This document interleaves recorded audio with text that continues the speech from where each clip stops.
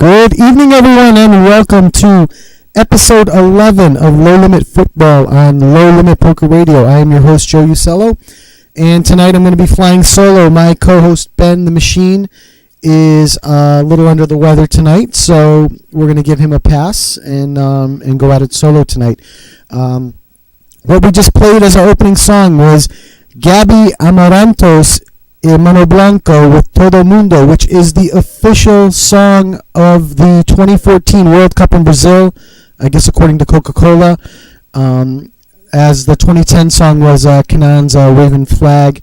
This will probably be the song you hear most often for the 2014 World Cup, so thought we'd open with that tonight because we're going to be a little heavy on the World Cup talk this evening. Of course, we won't let you guys get away without giving you the quick rundown on what's happened over the past week in the various leagues across Europe. We're also going to talk a little bit about the MLS Cup, and we crowned a champion this weekend as well. And then we will start to analyze the groups for the 2014 World Cup. And in the upcoming weeks, we'll probably start to break down each team individually and give them to you what our opinion is, whether we think they'll do well, whether they'll do well or not.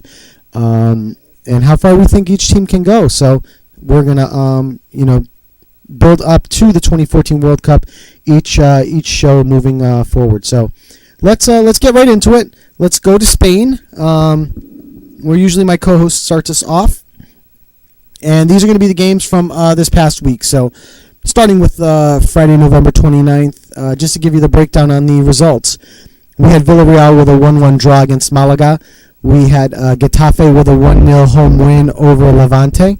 On Saturday, we had Real Sociedad with a 2-1 win on the road at Espanyol. We had Real Madrid with a 4-0 win at Real Valladolid.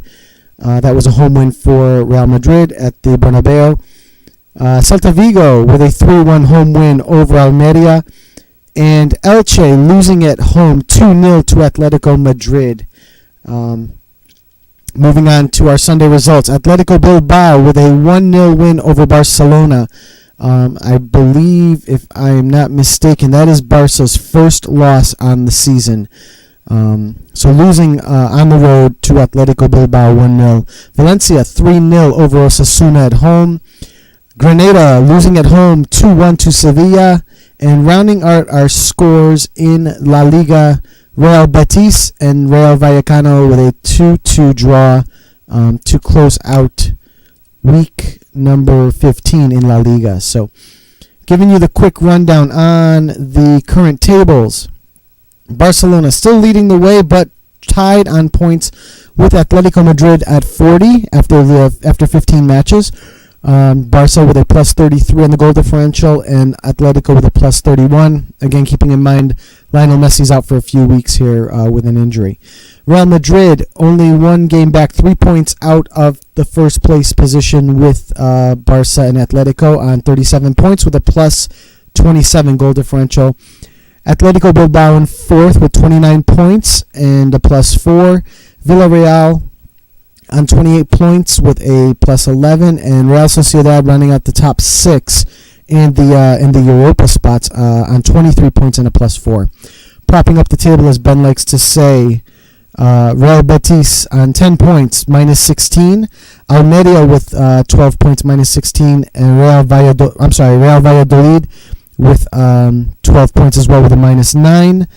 Just 1 point out of the relegation zone are Rayo Vallecano with 13 points and a minus 21, and Osasuna with a 13-point tally and a minus 14 as well. So those are your positions in La Liga. So let's move on to France and give you the results from Ligue 1 from this week. Starting with, looks like we've had quite a few games. Starting with Wednesday, December 4th, Evian with a 2-0 win over PSG. And I believe there was some talk that this is PSG's first loss as well in the league. So I believe the only unbeaten in Europe at the moment is Roma with 4 draws that they had run off recently. So Evian with a 2-0 win at home over PSG. Stade Rennes with a 3-1 win over Saint-Étienne. Sochaux losing at home 2-0 to Stade de Reims. Lorient on the road beating Montpellier 2-0. Bordeaux with a 1-0 win over Guingamp. And Ajaccio with a 1-1 draw with Bastia. Those are our Wednesday's results. Thursday, we had one match. Lyon with a 1-1 draw at home to Toulouse. And on Friday, we had one match as well. Nantes with a 1-0 win over Marseille. Moving on into Saturday's matches, we had Valenciennes with a 1-1 draw at at home to Guingamp. Stade de Reims with a 1-0 win over Nice. Saint-Étienne and Evian looks like it was postponed. And I'm just digging into it. I didn't hear anything about this match over the weekend, but it looks to be that the match itself was postponed. So I'm sure that'll be a make-up match for somebody along the way here. And now as my computer has frozen, we can let's see if we can get into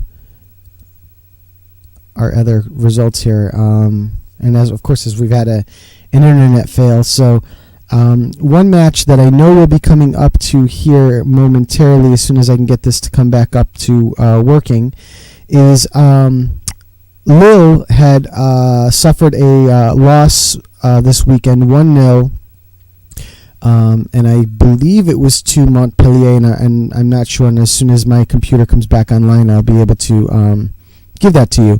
But the key there was Vincent Anyema with giving up his first goal in, I believe, almost 1,000 minutes. And with that result, he just missed on setting the record for the French Ligue 1. Now we're back up and running here. He had just missed out on setting the record. So, and we will get to that result in a moment. Back to where we were. Lorient with a 2-0 win over Stade Rennes. Paris Saint-Germain making up for their first loss with a 5-0 defeat at home to Sochaux. Moving on to Sunday, we have Monaco with a 1-0 win over Ajaccio. Toulouse with a 1-1 draw at Montpellier. Bastia with a 3-1 home loss to Lyon. And that last result, which is the result I was talking about, it was actually Bordeaux, who ended up beating Lille 1-0 on the goal given up by Vincent Anyema, which was his first goal he'd given up in quite some time. So those are your results from the French Ligue 1. Let's get into the tables here quickly. We have Paris Saint-Germain leading the way at 40 points. Again, they suffered their first loss this week with a plus 29 goal differential, bringing up 2 points behind AS Monaco at 38 points with a plus 17. We have Lille in third place. And this is unfortunate that they lost. They're only 2 points back of Monaco, but they're on 36 points and a plus 13 goal differential. To this point, they've only given up 5 goals on the season. This is 17 matches in. So just, again, backing up my choice for Vincent Anyema as one of the top goalies in the world. Nantes in fourth place, 29 points, plus 9 goal differential. Marseille rounds out the top 5, 27 points and a plus 7, with Bordeaux at 27 as well, and a plus 5. Propping up the table, as we like to say. Sochaux at the bottom, 8 points on 17 matches, only 1 win on the season, minus 24 goal differential. Ajaccio, again, with 1 win as well. They are a plus 9. 9 points, minus 17. Valenciennes on 11 points, minus 11. And just outside the relegation zone, Montpellier, 16 points. They're safely outside the relegation zone, 5 points out. They are at 16 points with a minus 5 goal differential. So that finishes up our rundown of France and Ligue 1. So let's get into the German League, where this Ben does get to see more of these matches than I do. So unfortunately, I don't have too much feel on them. But we have Nuremberg with a 1-1 draw on Friday the 6th to Mainz at home. Going into Saturday, we had Leverkusen on the road beating Borussia Dortmund 1-0. And in a complete thrashing, Werder Bremen losing at home 7-0 to Bayern Munich. Nothing like going easy on a team. We have, and to continue on, Stuttgart with a 4-2 win at home over Hanover. Hamburg losing at home 1-0 to Augsburg. Frankfurt with a 2-1 home loss to Hoffenheim. And Borussia Mönchengladbach with a 2-1 home win to Schalke. Just wanted to dive into that Bayern Munich match a little bit. 7 goals seems like quite a bit. Looking at the goal scorers, Ribery with 2, Mandzukic with 1, Müller with 1, Götze with 1, Buten with 1, and an own goal as well. So just causing a little bit of self-damage there. So Bayern with a 17-9 shot advantage, 10-2 on goal, 74% of the possession. Looks like a complete thrashing there by Bayern Munich. Moving into Sunday's matches, we had Hertha Berlin with a 2-0 win over Braunschweig. And rounding out the scores, Wolfsburg with a 3-0 road win at Freiburg. So giving you the tables for the German Bundesliga. We have Bayern Munich on top, 41 points with a plus 32 goal differential. We have Bayern Leverkusen, second place, 37 points, plus 18. So obviously Bayern Munich well in control there. And Leverkusen well in control of second place because Borussia Dortmund in third, 31 points with a plus 19. Followed at the same point level with Borussia Mönchengladbach, 31 points, plus 16. And closing out the Europa positions are Wolfsburg, 26 points, plus 7, and Schalke with 24 points and plus 2. Right outside of the zone, 22 points, Hertha Berlin. So propping up the table for the Bundesliga. TSV with 8 points, minus 20. Nuremberg with plus 9. 9 points, minus 16. And SC Freiburg in the relegation zone at the moment on 11 points, minus 14. Tied on points, Eintracht Frankfurt with 11 points and a minus 10 goal differential. Werder Bremen well outside of that at 16 points. So there you have your German Bundesliga. Moving on to my favorite league in the world, which is the Serie A in Italy. We will start out with Juventus with a 2-0 win on Friday on the road to Bologna. Napoli with a 3-3 draw to Udinese, and Livorno with a 2-2 draw with AC Milan. These two results are interesting. Napoli, as we'll see in a few minutes, starting to fall a little bit off the pace. Milan is well off the pace, and we'll kind of talk about that when we go through the table. Going into Sunday's matches, Inter with a 3-3 draw at home to Parma. Torino with a 1-0 win over Lazio at home. Sassuolo with a 1-0 loss at home to Chievo Verona. Sampdoria with a 2-0 win over Catania at home. Hellas Verona with a 2-1 win at home over Atalanta. Cagliari with a 2-1 win over Genoa at home. And Roma getting back to their winning ways. They had drawn their last 4. They defeat a powerful Fiorentina team 2-1 at home. Fiorentina, I did see most of this match. They did start to really take the flow of the play at Roma, but Roma able to hold on for the win and get back on their winning ways. So, after Week 15 in the Serie A, we have Juventus 3 points ahead of Roma. They are on 40 points with the plus 21 goal differential.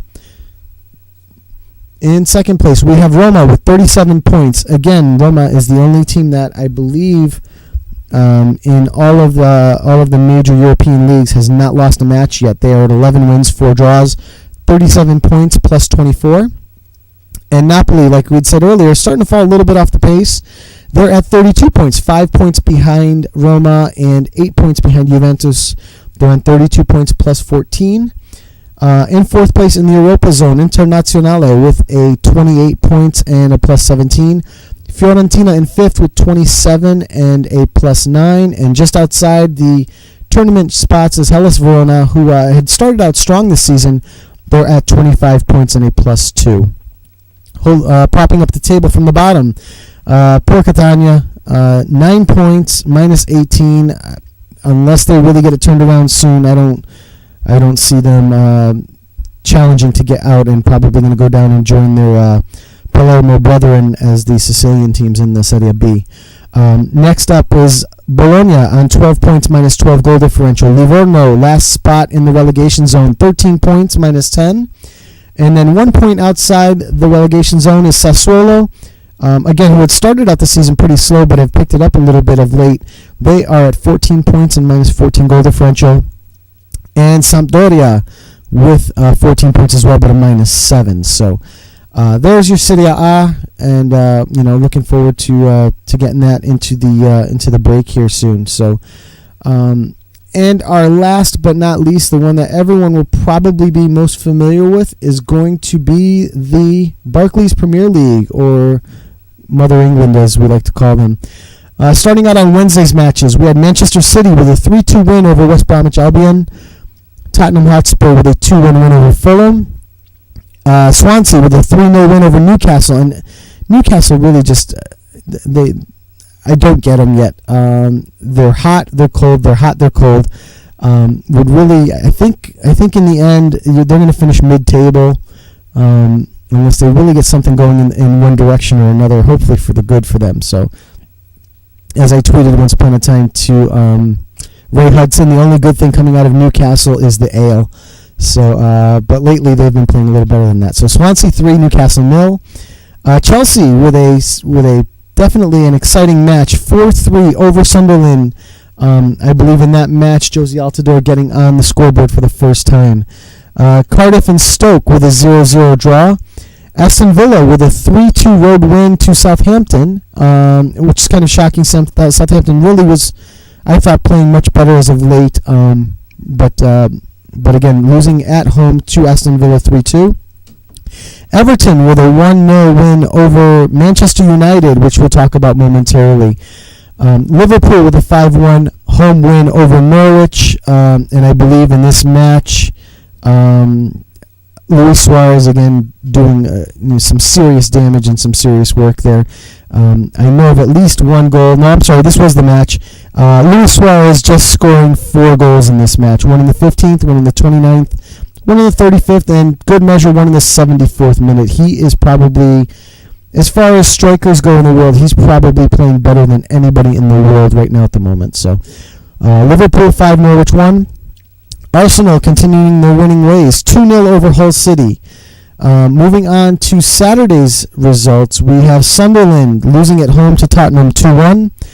Norwich on the road, 2-0 over West Bromwich Albion. Stoke with a 3-2 upset at home of Chelsea. Manchester City 1-1 draw with Southampton. Liverpool again, Mr. Suarez pitching in here, 4-1 over West Ham United. Crystal Palace with a 2-0 win over Cardiff. And Newcastle with a dramatic 1-0 win on a late goal over Manchester United. Manchester losing 2 matches in a row in the Premier League this week. Moving on to Sunday's results, we had Arsenal draw Everton 1-1 on a game that I listened to on the radio that was an exciting match. Fulham 2-0 over Aston Villa. Swansea 1-1 draw at home with Hull City. So those are your scores from the Barclays Premier League this week. Getting into the tables, on 15 matches, we have Arsenal leading the way, 35 points. 19 goal differential plus 19. They are comfortably in the top seat for the moment. Second place, Liverpool coming on very, very strong with the emergence of Suarez. 30 points plus 16. They're 5 points back. Chelsea, 30 points plus 13. And in the playoff zone for the Champions League, ManCity, 29 points plus 26 goal differential. Really doing all their damage at the Etihad. They are 7-0-0 at home, only giving up 2 goals at home. And a little later on in the show, we'll do our ManCity corner, which involves today's Champions League matchup with them. So, in 5th place, 1 point behind ManCity and 2 points out from Chelsea and Liverpool. Everton, 28 points plus 9. Tottenham with a -1. Newcastle, 26 points, -1 as well. And that is the top 7 spots. The team missing from my rundown, Manchester United, 15 matches, 6 wins, 4 draws, 5 losses, 22 goals for, 19 goals against, 22 points. They are 6 points out of the Europa League. And even Sky News wants David Moyes go. There was a picture floating around Twitter from the various soccer outlets that showed David Moyes, and listed him as the former Manchester United manager. So I thought it was rather comical that they would make that mix up. Maybe it was wishful thinking. Maybe the one of the directors or one of the producers there is a Man United fan and wanted to see him gone. So another thing they were talking about today is some people at Arsenal, some of the Arsenal fans, are adding the double periods over their O's in their name, kind of to match, makes it Ozil, to give, instead of an O, that gives an U. Maybe David Moyes should go from Moyes to Moyes and maybe bring him a little bit of luck. So, but Manchester United squarely out of any type of competition moving forward at the moment. So, propping up the table, Sunderland with 8 points, minus 18. They are 5 points out from getting out of this hole.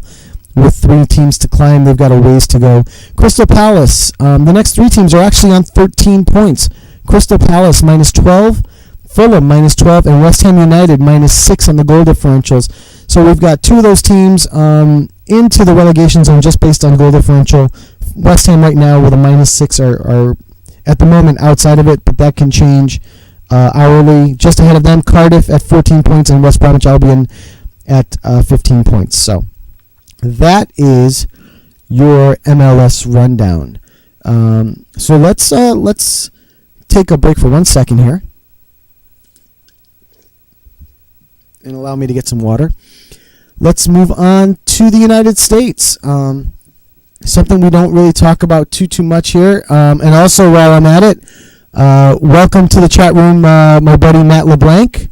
Thanks for listening in. I am flying solo tonight. I don't have a British accent.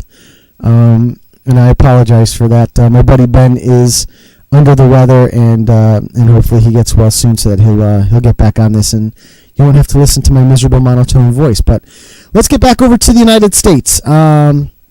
This weekend we had the MLS Cup final, and in a rather exciting matchup, we had Sporting Kansas City taking home the title, drawing in regulation time with Real Salt Lake 1-1, winning the match on penalty kicks 7-6. And this is something that I'd pose to the listeners out there. I've never agreed with penalty kicks to decide these types of win-or-go-home matches. It just seems like it's just not in the spirit of the game. I really would much rather see them continue to play it out and just really fight it out. I mean, that's what they do. 11 against 11, just putting it one-on-one to decide the result of a team sport. It doesn't make sense. I've seen teams in World Cup competition go through the World Cup, not lose a game, whether they draw their matches or they win their matches, but not lose a game. Italy comes to mind. They've done it once before, and being eliminated from the tournament because of penalty kicks, or losing the championship because of penalty kicks. So I feel that it's not a fair way to decide a champion.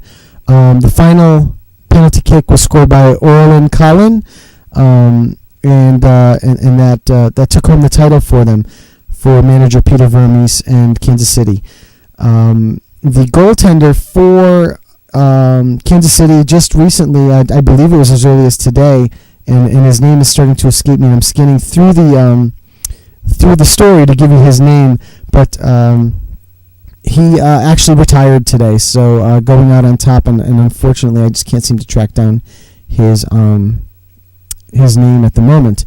So, but Kansas City winning the MLS Cup, 1-1 draw, 7-6 on penalty kicks. I should have his name here now. Jimmy Nielsen retired today as well. So, Orlin Collin with a goal. Alvaro Saborio, who is of Costa Rican fame, scored in the 52nd minute. And Collin tied it in the 76th minute for Kansas City, and then moving on to penalty kicks as well. Time of possession, Kansas City had the bulk of the possession, 56-44. Shots on goal, Kansas City with 24 shots, Real Salt Lake with 12. Kansas City 5 shots on goal, with Real Salt Lake's 2 shots on goal.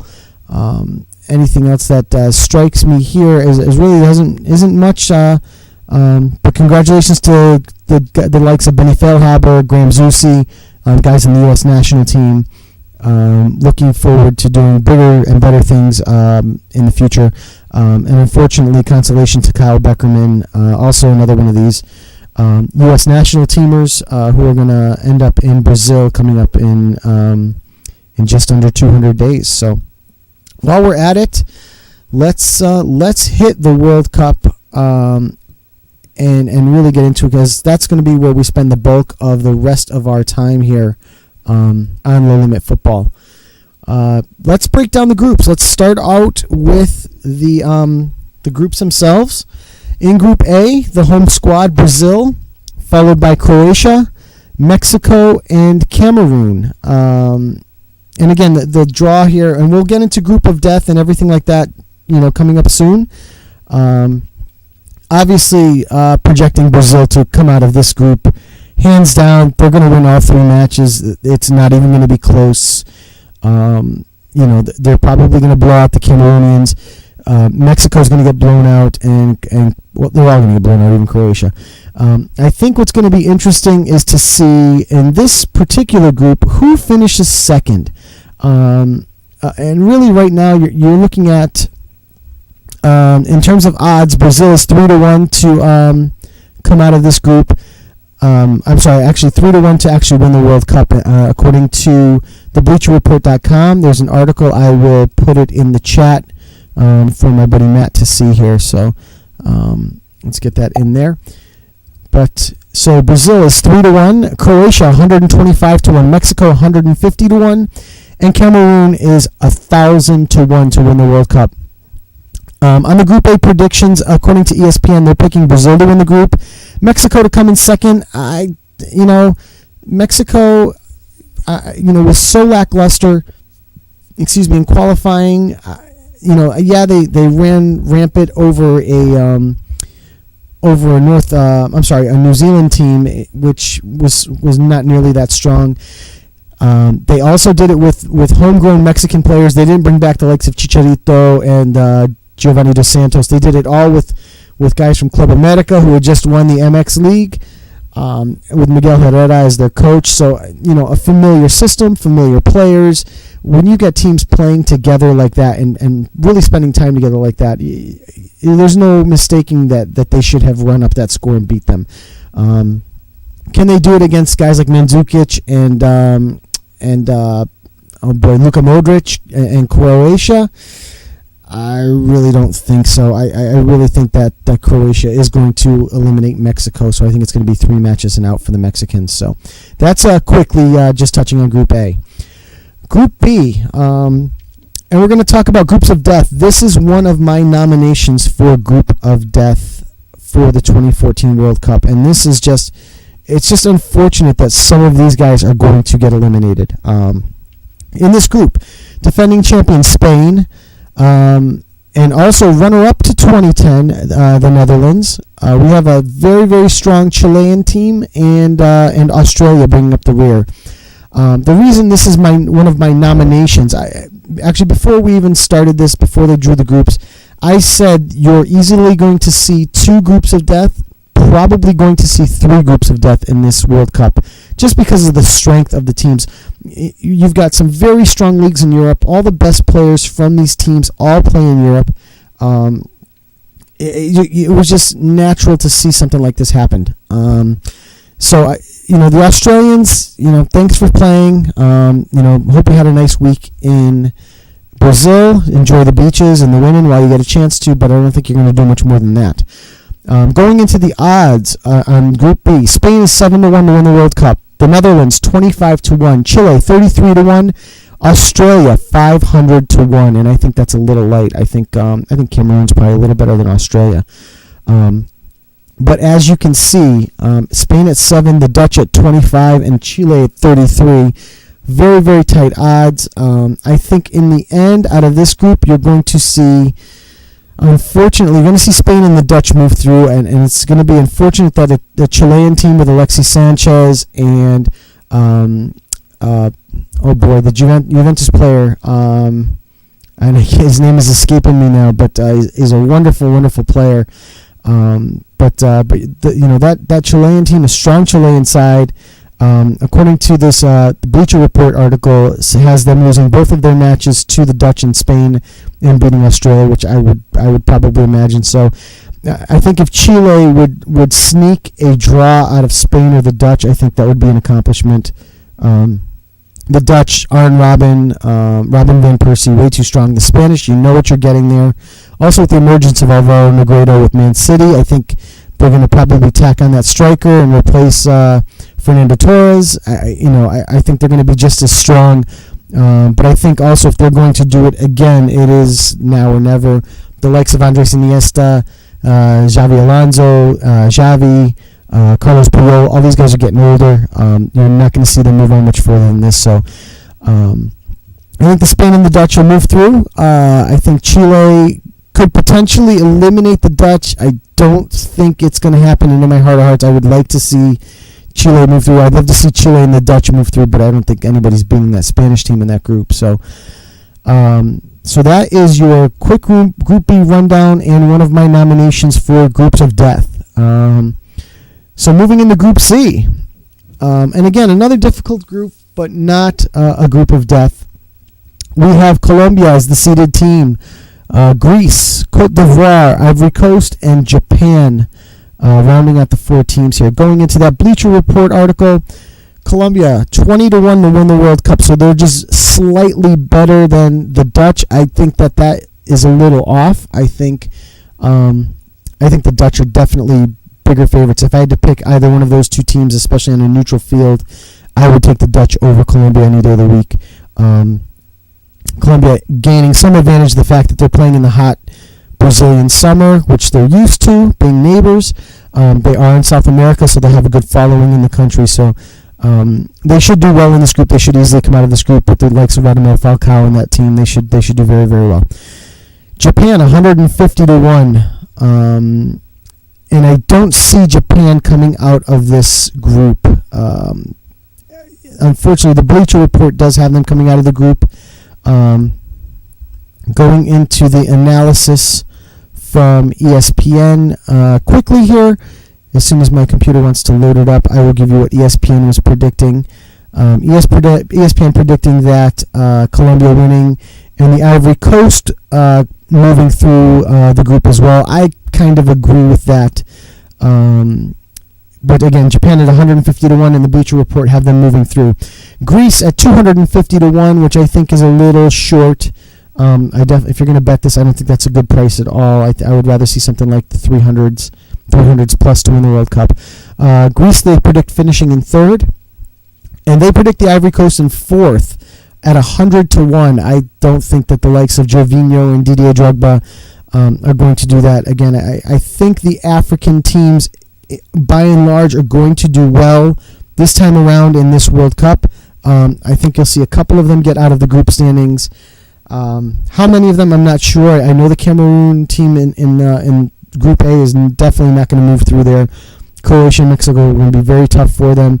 And the only thing that Mexico is going to have going for them is the fact that they're going to be playing in a hot climate. But I think the Ivory Coast will definitely move through. They could even very well win the group. Colombia is a very, very strong team, going to have a little bit of a quote-unquote home advantage playing in South America.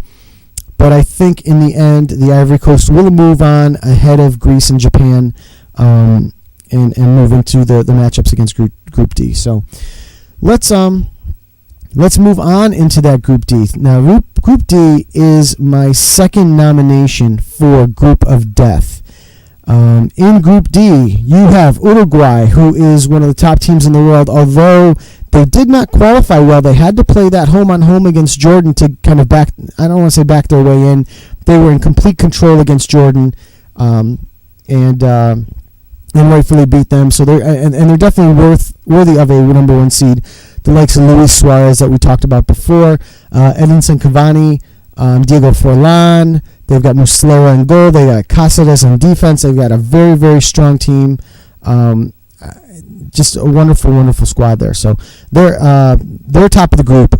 Costa Rica, qualifying out of CONCACAF, second place in CONCACAF. They're a good team.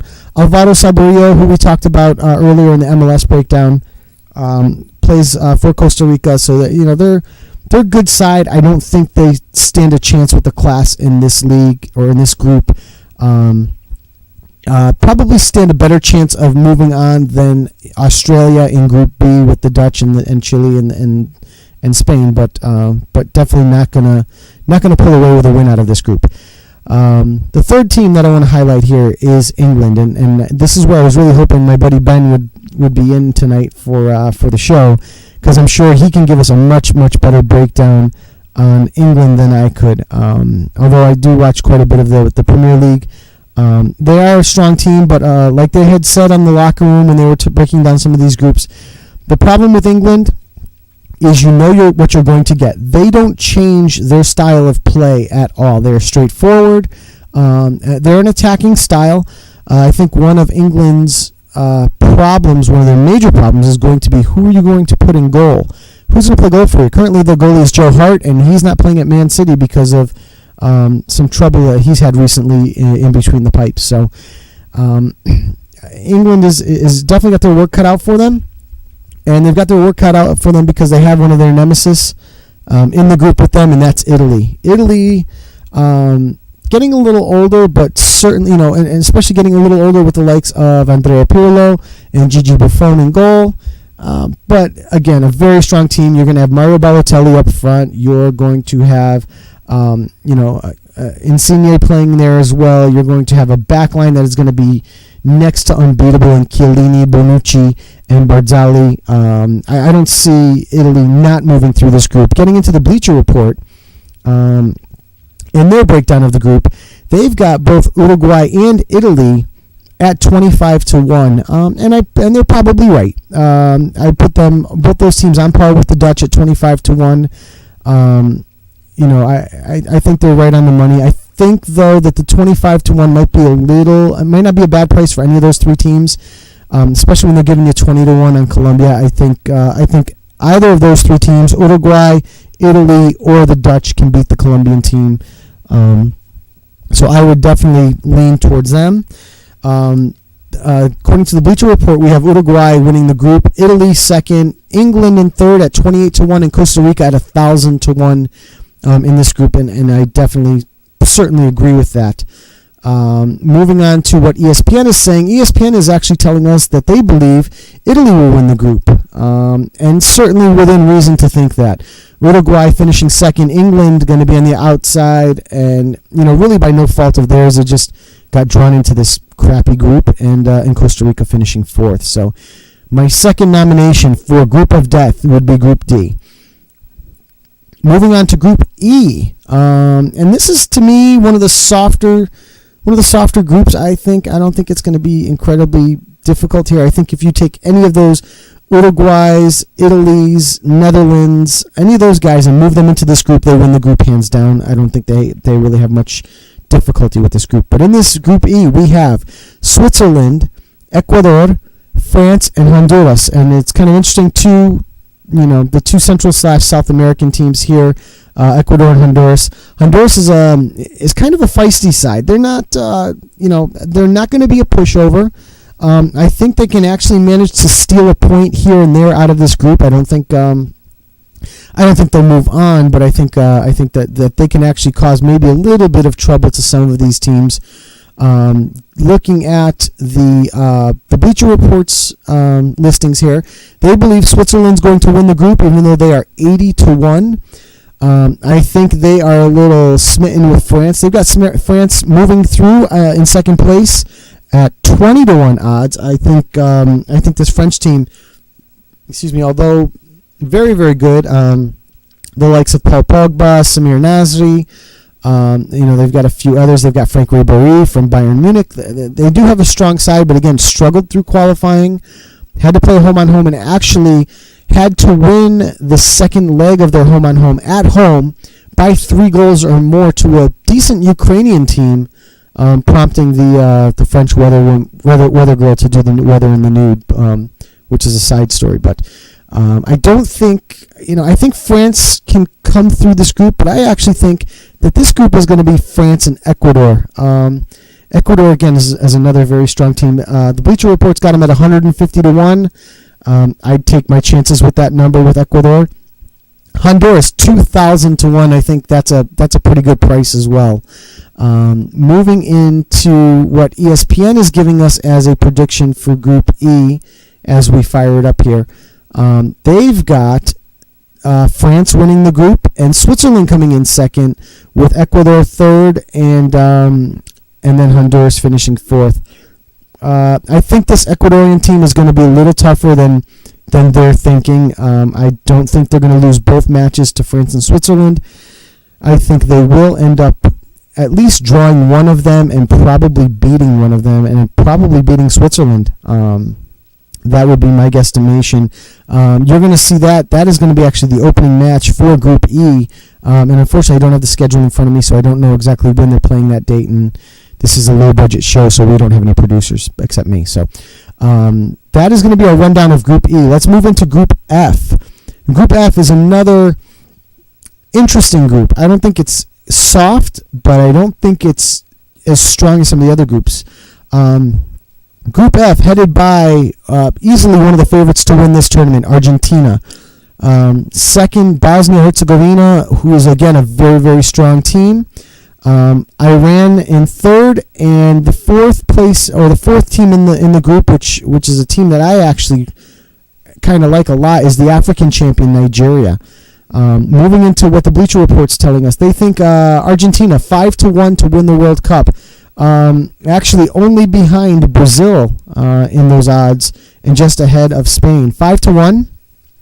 Bosnia-Herzegovina 200 to 1. I think that's a pretty big number as well. I think they're a better team than that. Nigeria 250 to 1, and Iran 2,500 to 1. I think the Iranians are the long shot on the board at 2,500 to 1, just followed by Honduras.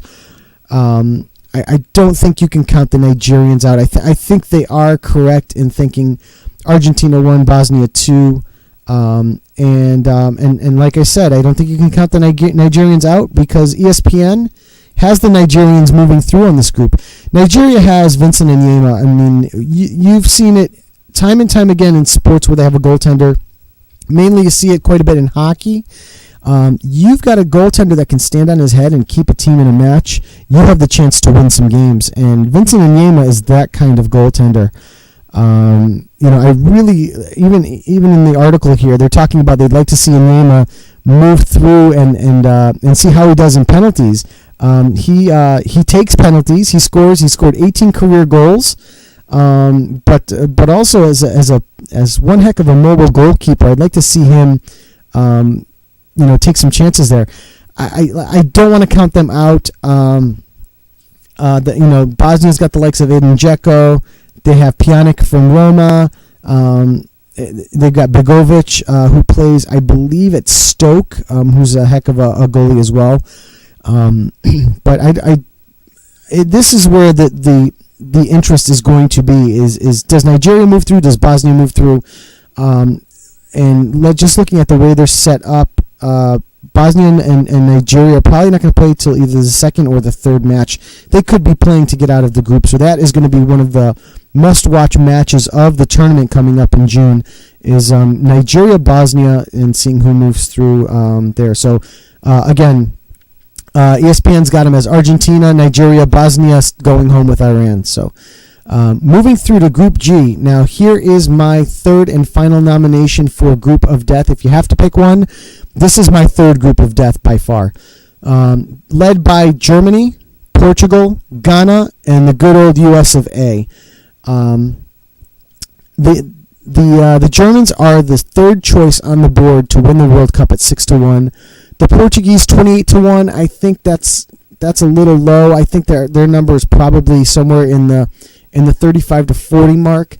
The only thing with that they're banking on there with the Portuguese is that Cristiano Ronaldo guy, who I heard is pretty good. The U.S. at 150 to 1, and I'd say that's about right. And Ghana at 200 to 1, and I'd say that's about wrong. I think Ghana, you should be getting, that's a good price. I think you probably should be getting 150 or even $1.25 for Ghana to win the World Cup. But this is clearly a group of death. And I tweeted to Bodo Illner of Real Madrid and German national team fame, and Ray Hudson this morning, as I was watching a rerun of the locker room, and just to put it out there, if you guys want to watch a good back and forth television breakdown of soccer, world soccer, watch The Locker Room. It's on BAYERN Sport. They usually run it on Tuesday nights at 9 o'clock. Incredible show. There's a lot of brains on that set, and even when they bring somebody in, it's even better. So they seem to think that this is not the group of death, that they actually think that the group F or group B with the Dutch and Spain are the group of death. And my point to those guys was that Group G is the true group of death, because if I take any one of these 4 teams and put them in any other group, even whether it be Group F with the Argentina, Bosnia, Nigeria, Iran group, or Group E with the Swiss, France, Ecuador, Honduras group, or even moving up into Group C, Colombia, Japan, Greece, and Ivory Coast. If I take any one of those 4 teams out of that Group G and I move them into the other groups, they win the group, or at least they move through to the next round. So the fact of the matter is in Group G, you're sending 2 teams home. Now, which 2 is it going to be? Most people are saying it's going to be the United States and Ghana. I tend to agree with them, unfortunately.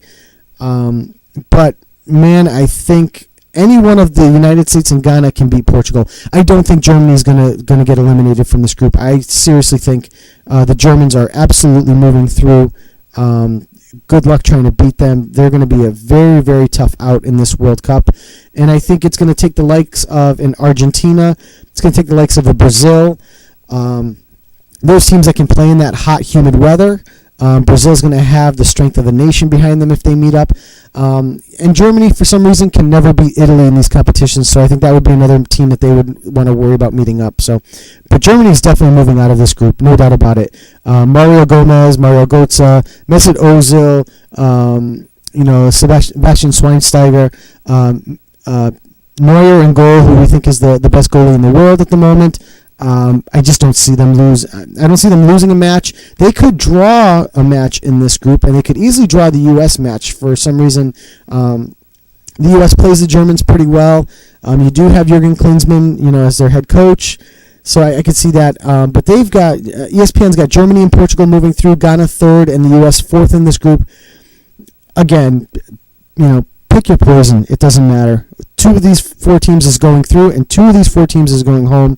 And it's unfortunate that it's going to happen to 2 teams. So I tend to agree with them with the Germany-Portugal thing, but the Portuguese can easily lose to the U.S.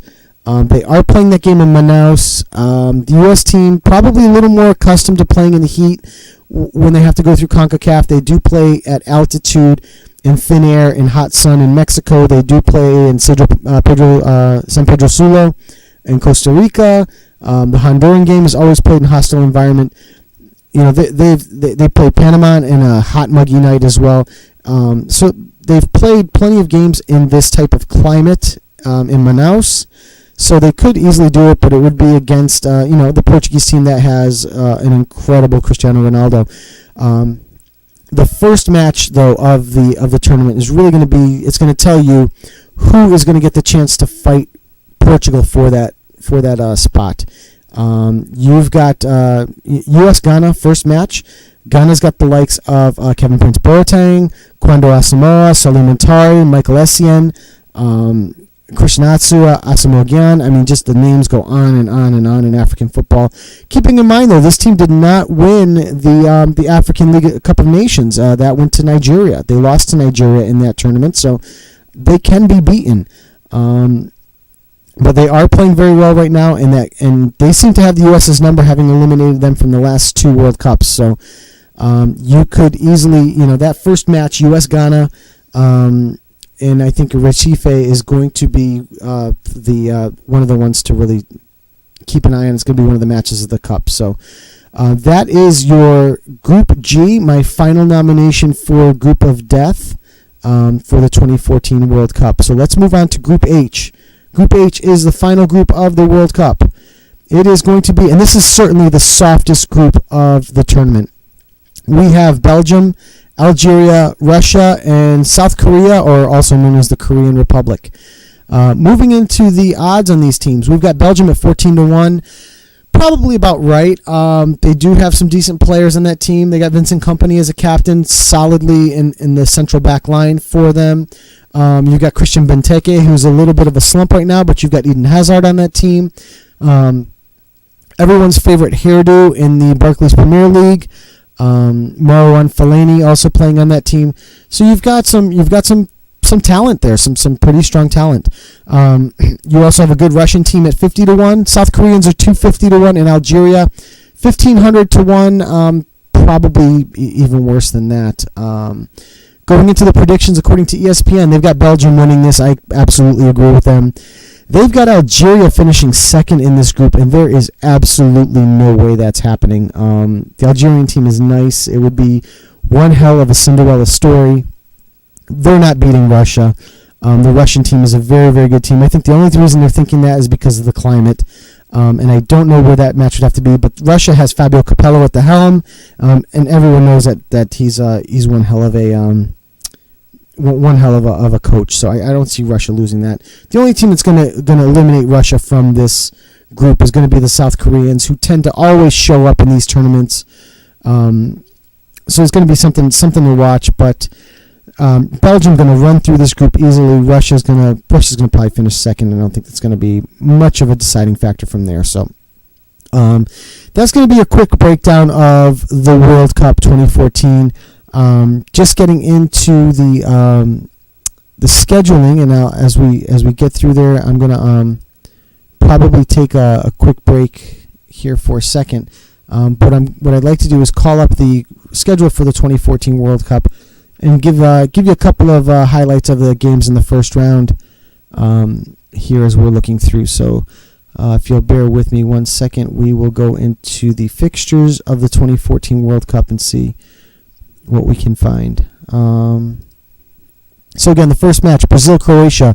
All these times are Eastern. We are looking at a Brazil-Croatia match that is starting at 4 p.m. Eastern on Thursday, June 12th. Going through some of the other matches, some of the other interesting ones. We've got Spain and the Dutch, 3 p.m. Friday, June 13th. Moving through a little further, England-Italy on Saturday, June 14th at 6 p.m. Eastern. Moving through even further, the Argentina-Bosnia-Herzegovina on Sunday match at 6 p.m. is going to be interesting to watch. Monday, June 16th, you've got Germany-Portugal at noon, Ghana and the United States at 6 p.m. Eastern on Monday. So on the East Coast, we don't have to get out of work early. We can just work a full normal day and then get home and pop some popcorn and pray for the best, I guess. Excuse me. Tuesday, June 17th, Brazil-Mexico, 3 p.m. That's going to be, I guess, the interesting match of the day. You also have the Group H matches starting up on Tuesday the 17th. Nothing really to write home about there. On Wednesday, June 18th, we're looking at a Spain-Chile match that is going to be something to watch. The Dutch-Australia, they're going to get the cakewalk there that day, so that's the break they're going to get before having to play Chile. Cameroon-Croatia will be somewhat interesting at 6 p.m. Eastern. Moving into Tuesday, we're going to have Uruguay-England, Group D, 3 p.m. on Thursday, June 19th. Colombia and the Ivory Coast will also be an interesting one. That one's going to be at noon on the East Coast, Colombia and the Ivory Coast. Friday, June 20th, Italy, Costa Rica at noon. Italy should win that in a cakewalk. And then probably something of a decent match would be Switzerland, France at 3 p.m. that same day. Moving into Saturday, June 21st, we're going to have Nigeria, Bosnia-Herzegovina. That's going to be for second place in Group F, I believe, and that's going to be the one to watch. That's going to be at 6 p.m. on Saturday. You're also going to have certainly going to be an entertaining match, Germany-Ghana at 3 p.m., and the noon match is going to be Argentina-Iran. The only reason that I would say that you'd want to watch that is to watch Lionel Messi just go crazy on the Iranian defense. You're going to see a match there. It's going to finish 4-5-0, and Messi's going to have his hand in a few of those. Gonzalo Higuain is going to have his hand in one or two of those as well. I think you're going to see one heck of a match there. So Sunday, June 22nd, 6 p.m., you've got the match that is really going to be the one that's going to hinge on the U.S.'s fate. And that is going to be at Manaus, United States versus Portugal, 6 p.m. on Sunday. The only other interesting match is going to be noon. You're going to get Belgium-Russia, which is probably going to be for first and second place in Group H. Monday the 23rd, moving into our third round of matchups for these teams. Croatia, Mexico is going to be an interesting one in Group A because they're going to be playing for second place in that group. Brazil is going to destroy Cameroon in the first match. And you're going to get the Dutch, Chile at noon on Monday the 23rd.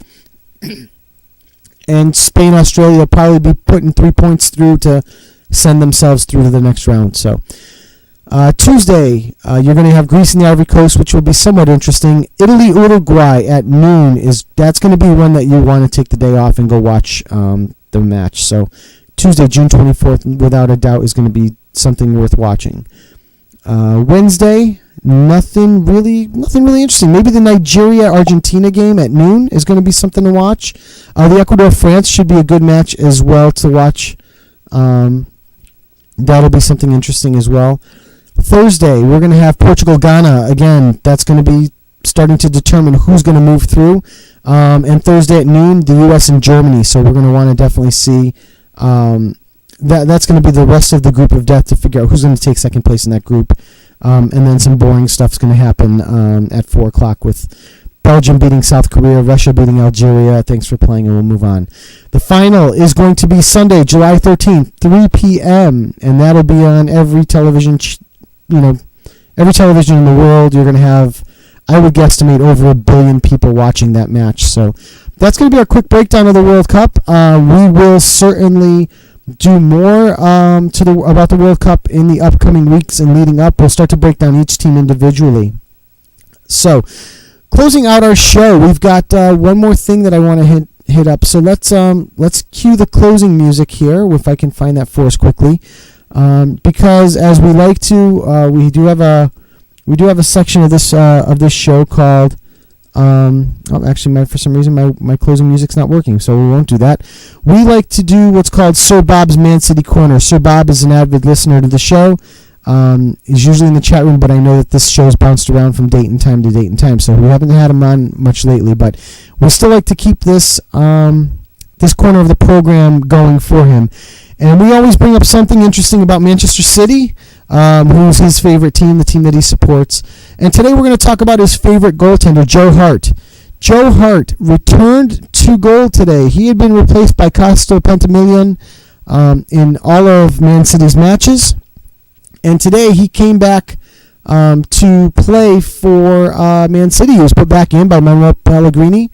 Of course, your gift for coming back into the starting lineup, you get to play Bayern Munich. Good luck with that. So he did play Bayern Munich today. He did start for Man City. Faced 13 shots, 6 on goal. He did make 4 saves, according to our information here. In a 3-2 win over Bayern Munich. Bayern Munich started out with a goal by Thomas Müller in the 5th, Mario Götze adding another goal in the 12th minute to go up 2-0. Then, on a team that basically rested a lot of people, they did rest Sergio Aguero. Alvaro Negredo started on the bench but came in the 73rd minute. Vincent Kompany didn't see the pitch at all either here as well. So they did rest some guys here, but they were followed up by David Silva in the 28th minute, Alexander Kolarov in the 59th minute on a penalty, and James Milner taking the lead for Man City in the 62nd minute. Milner, actually, I believe, did start today, also was yellow carded in the 44th minute, but Man City with Joe Hart in the net, beating Bayern Munich 3-2. Welcome back to the starting lineup, Joe Hart. It is not going to last long, I'm sure. So that is going to be our show for this evening. Again, to my co-host, Ben the Machine. Ben, feel better soon. Hopefully you get over this bug, and we'll get at it again next week. Coming in and tuning in next week, we will break down our leagues as usual. We will try to continue with our top 5 listing in the world by doing the top 5 defenders if we can get our research finished up. We're going to recap the Champions League as they played today, and they will be playing tomorrow. We'll highlight the 16 teams that have made it through to the knockout stages of the Champions League. Talk about what the pairings are going to be, and who we believe is going to win the Champions League, or who's going to move on to the next round. So, again, thanks for joining me tonight. And Matt, I know you checked out of the the chat room early. I will be wrapping up, getting some dinner, and getting out to you guys real soon, so I should be there right on time. So, again, thanks for listening. This is Joe Usello on Low Limit Poker Radio. You were listening to Low Limit Football. Thanks, and tune in next week, Tuesday at 5:30. Have a good night.